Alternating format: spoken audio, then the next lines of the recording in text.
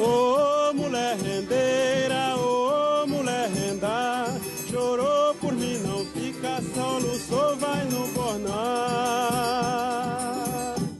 Assim era que cantava os cabras de Lampião, dançando e chachando nos forró do sertão. Está começando o episódio número 6 do TemaCast. Aqui é Francisco Seixas e tenho o imenso prazer de ter comigo Larissa Abreu. Oi, gente. Igor Alcântara. Oi, pessoal.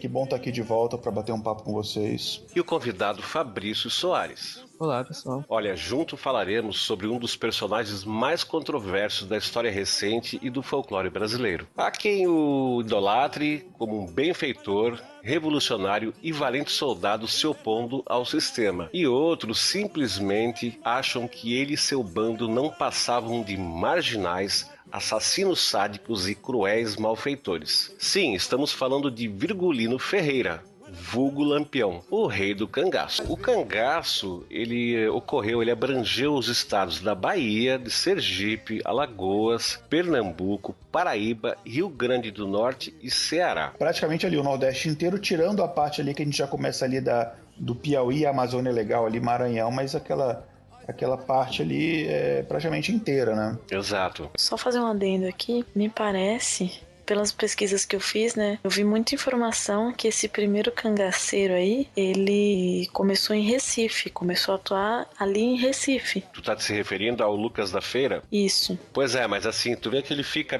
bem distanciado do resto, né, dos outros grupos de cangaceiros. Ele fica lá em 1840, é o registro que se tem. Isso. Tá? E é interessante notar que, ao contrário do que muita gente pode pensar, o Lampião, ele não foi o primeiro cangaceiro, ele aderiu ao cangaço. Então o cangaço ele já vinha de muito tempo, que era um movimento que já acontecia há algum tempo, e Lampião aderiu a esse movimento, o que pode parecer que ele, por ser uma figura tão icônica, ele tenha criado esse movimento, ele tenha começado com ele. Tem muita gente que acha que o cangaço começou em Lampião e terminou com o Lampião, e na verdade não é bem isso. Mas vamos fazer assim, vamos fazer uma visão a respeito do cangaço. O cangaço ele é visto por duas óticas. A ótica o ponto de vista da lei, tá? No ponto de vista da lei, os cangaceiros eram bandidos e criminosos da pior espécie, já que eles matavam, roubavam, praticavam outros crimes como estupros e faziam negociatas sujas com políticos e fazendeiros. Isso no ponto de vista da lei. Eram foras da lei porque não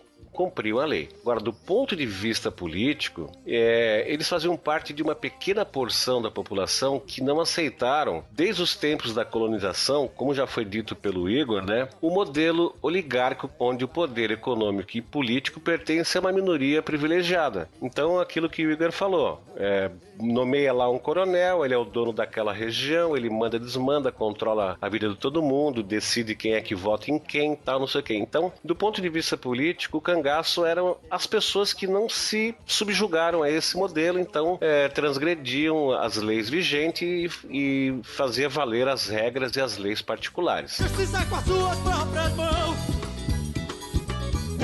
Lampião não morreu,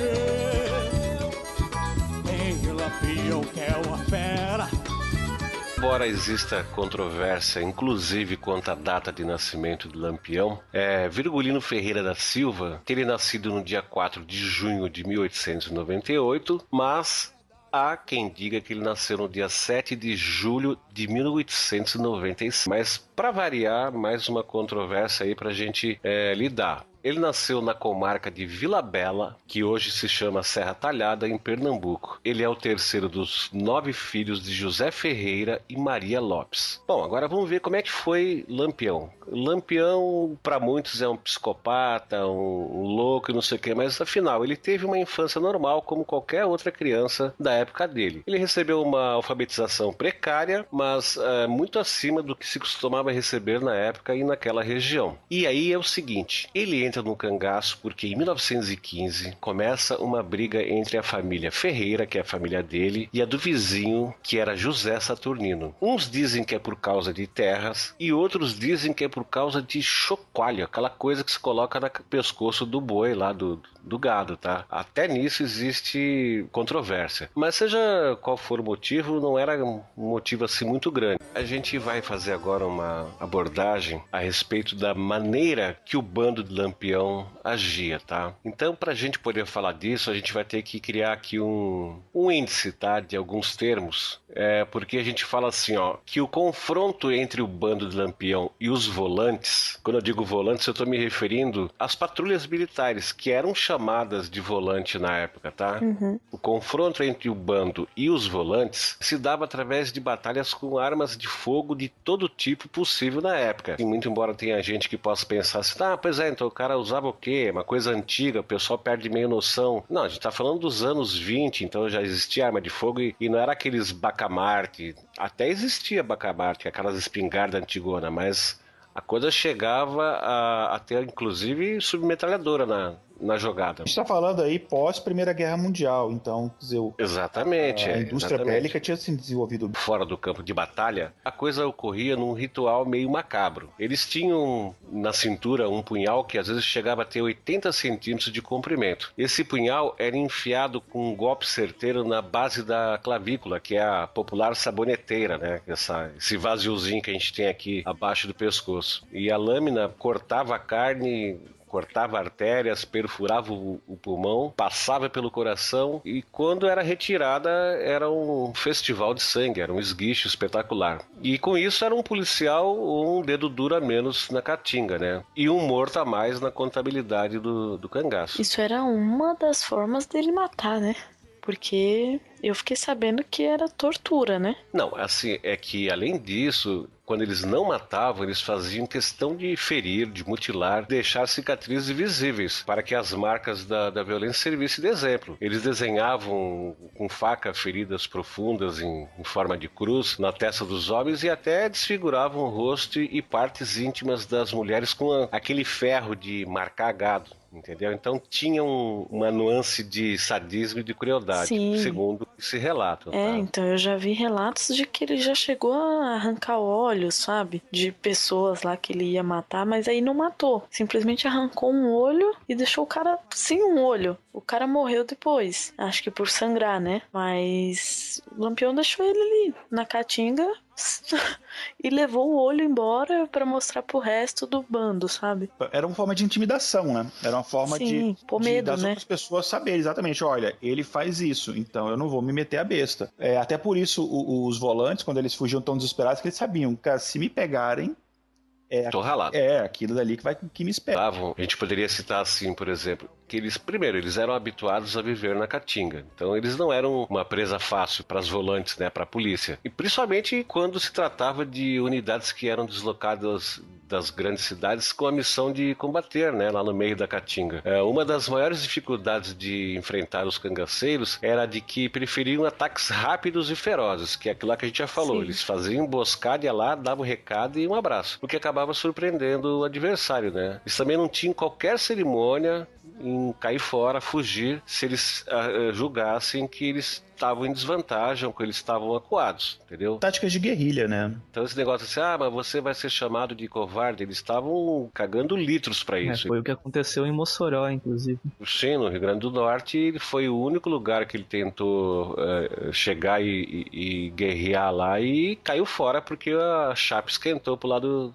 dele. Né? Isso foi só em 1927, esse caso ficou famoso, né, que eles tentaram, foi uma tentativa ousada, né, que era uma cidade maior para os padrões das cidades que eles atacavam. Na Mossoró, na época, tinha mais ou menos 25 mil pessoas. E aí, sabendo que eles não iam conseguir tomar a cidade facilmente, né, eles chegaram, inclusive, a fazer uma proposta ao prefeito da cidade. Falou, você paga pra gente aí 400 contos de réis e a gente deixa vocês em paz. Aí o prefeito falou, a gente tem esse dinheiro assim, só que tá aqui, vem buscar. Enfim, e aí no final eles não conseguiram, eles tentaram, invadiram, mas a população se entrincheirou na cidade e conseguiu expulsar o bando de Lampião, enfim, eles conseguiram fugir.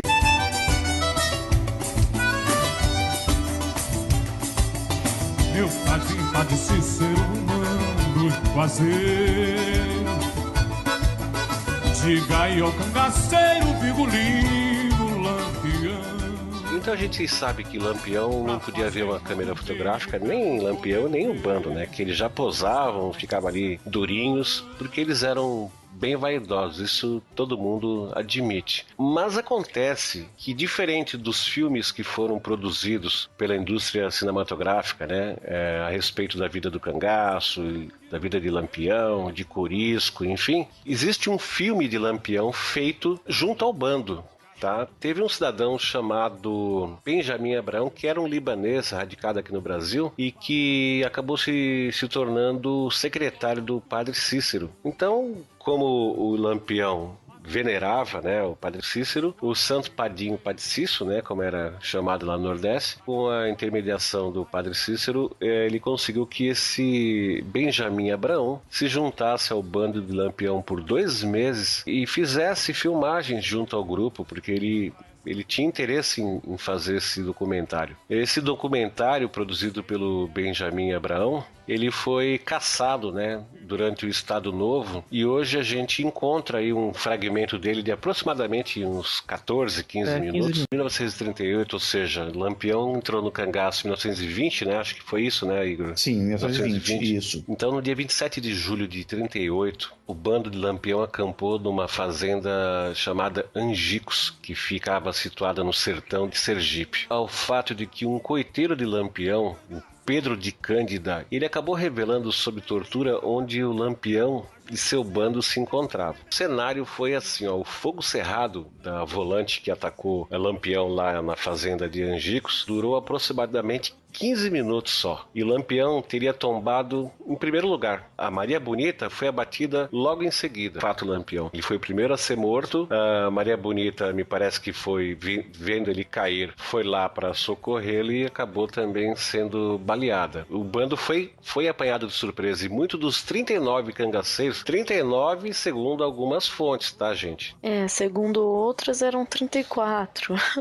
Não é que a gente esteja falando errado, a gente faz uma opção. Então, eles foram apanhados de surpresa, e muitos dos 39 cangaceiros que se refugiavam na grota ainda estavam dormindo, porque era 5 horas da manhã. Desses 39, 9 morreram na emboscada e o restante conseguiu fugir. Aí, em seguida, iniciou-se um processo de decapitação dos que morreram. Mas sabe, Francisco, é interessante notar porque a emboscada foi feita de maneira tão precisa que aconteceu algo que era incomum nos combates entre os cangaceiros e as volantes, que houve apenas uma baixa das volantes. Do Lampião era estar aguardando a volante. Por isso que a gente falou antes que eles sempre usavam a tática da emboscada. Nesse caso, eles estavam relaxados, dormindo. Eles estavam longe do armamento deles, né? Estavam desarmados, a maioria dormindo. Só Lampião que foi lá fazer um xixi no canto, sei lá o quê, e foi morto. Maria Bonita na sequência, e depois houve o combate, quer dizer, a maioria dos cangaceiros talvez não tivesse tido chance de ter acesso à arma, né, para poder revidar, mas mesmo assim, mesmo tendo sido um ataque de surpresa, eles conseguiram mandar um militar pro lado de lá, né. O coronel, né, o João Bezerra, ele pega as cabeças que foram colocadas dentro de latas com querosene e sal, me parece, e começou a exibir como troféu por onde ele passava, atraindo um monte de gente, né, para ver. Primeiro, eles foram para Piranhas, que era a cidade mais próxima, onde as cabeças foram arrumadas numa escadaria da prefeitura, junto com as armas e os apetrechos, né, do cangaceiro, e foram fotografadas, que é uma fotografia que a gente encontra fácil aí na internet, tá? E depois essas cabeças foram levadas para Maceió. Então você vê que passou um certo tempo aí e que foi mesmo uma caravana, essas cabeças foram passeando de cidade em cidade, como o Seixas comentou aqui, ela foi passeando de cidade em cidade, sendo exposta como se fosse um circo de horrores, e as pessoas se amontoavam ali para ver aquilo dali. Então foi uma coisa horrenda mesmo. E diziam que o fato deles terem decapitado os mortos é porque os corpos eram muito pesados para ser carregados.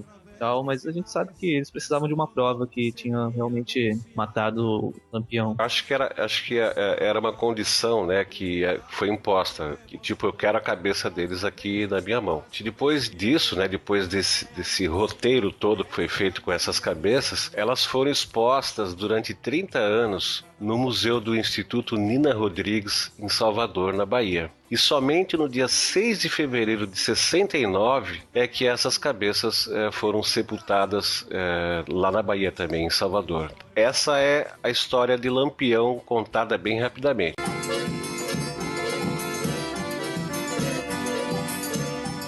Ô mulher rendeira, ô mulher renda, chorou por mim, não fica só, luçou, vai no bornar.